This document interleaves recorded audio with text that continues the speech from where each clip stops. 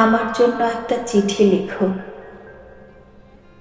মনের সমস্ত ভাবনাকে তার আপন গতিতে চলতে দিয়ে, আমার জন্য যে সামান্য মায়াটুকুন লুকিয়ে রেখেছ, তার মুক্তি দিয়ে পাঠাবে তেমন একটা।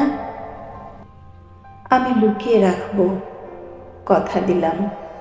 কেউ জানবে না, দ্বিতীয় কেউ তা পড়বে না। দেবে? আমার মন খারাপের একলা সময়ে আমি পড়ে নিব, খুব একাকী সময়ে তা ছুঁয়ে দেখব।